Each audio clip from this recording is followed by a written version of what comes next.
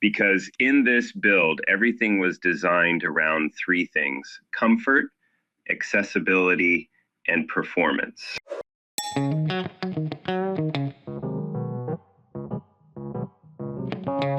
So this looks like fairly large sauna, but I'm assuming when you have commercial saunas, you're going to need a bigger space than if you're building a sauna within a home, right? Yes, absolutely. Because when you're building a commercial sauna, you're expecting and wanting to be able to have a specific amount of people in the sauna that can sit or lay down and feel comfortable and have enough space and not feel that you're just right next to the person that you're sitting with. And so with this commercial sauna that we designed and built, we created a space that allows for comfortability, spacing, personal space. One of the features that the client wanted to, which was a must-have in this sauna, was a zero gravity feel as far as the benches go. If you look on the interior, we have our normal lower bench, which is up to 18 inches down there at the floor. And so you could see that there are seams in a few different places, like on the back right corner there. There's a seam on the bench that these are for and allowing for the space to be ADA compliant and wheelchair accessible. So the bench back on the lower section is completely removable for someone that is in a wheelchair to be able to at least go within that space area and utilize and pour water on the heater, and then also get themselves up onto the bench for the lower level or even upper level if they need to. And then also the lower bench on the right Oh, side wow. is completely removable as Uh-huh. well. So you can see that there's a seam on that right side there. And there isn't one on the left side. So Right. that bench there is completely removable also to be able to make sure that the whole space is ADA compliant, which you need for any commercial space. Yeah, I was going to say So that's something you wouldn't think about with a residential sauna build, but with a commercial no, build, you absolutely have to. absolutely you do.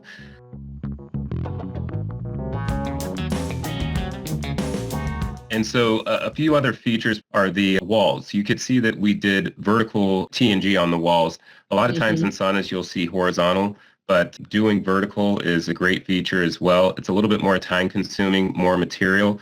And then also just the build overall takes a little bit more time because you have to plywood all the walls. You don't want to do TNG on type of drywall.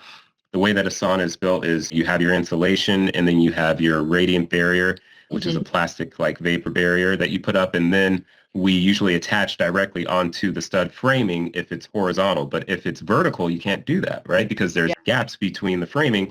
And so you have to then clad the whole space with plywood and make sure that it's level plumb and run your TNG vertical trim all over the ceiling.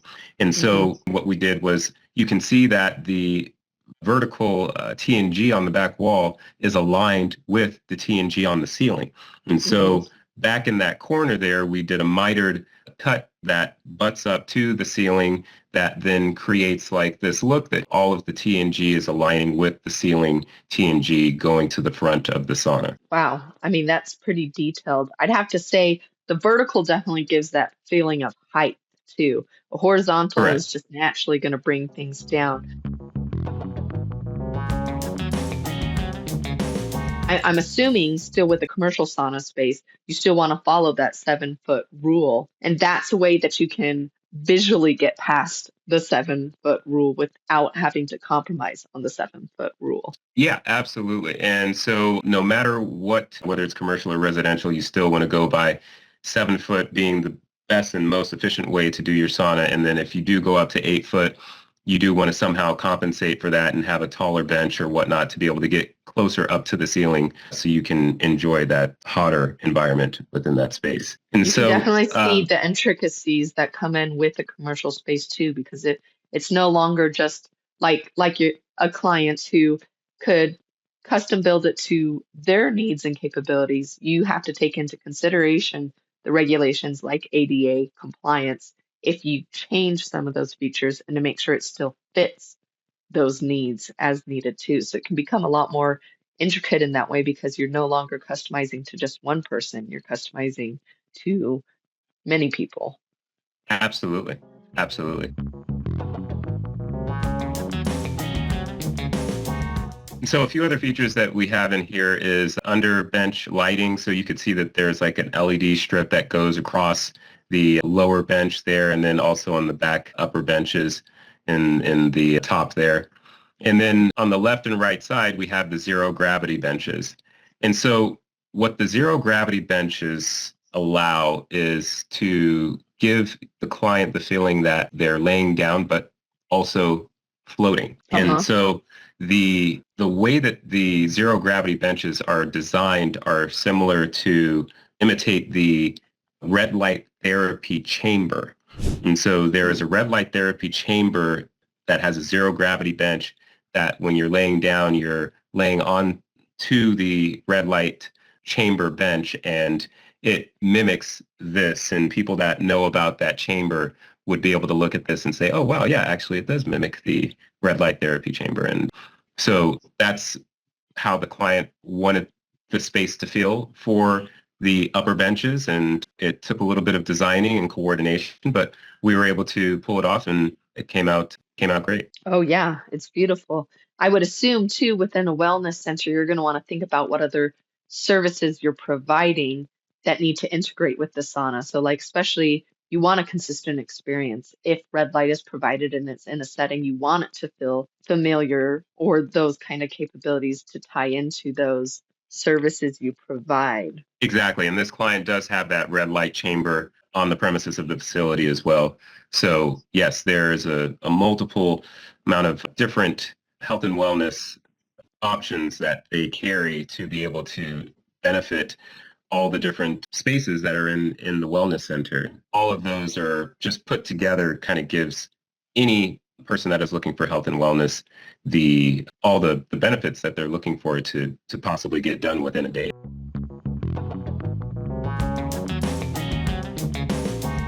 If you were talking to someone who had a wellness center or commercial space they're looking to add a sauna to, and they're kind of going to go, well, what kind of space works for that? What other things should they maybe keep in mind if they wanted to be able to build a commercial sauna on site? I would say the main thing that they want to take into consideration is the amount of people that they would like to fit comfortably within the sauna.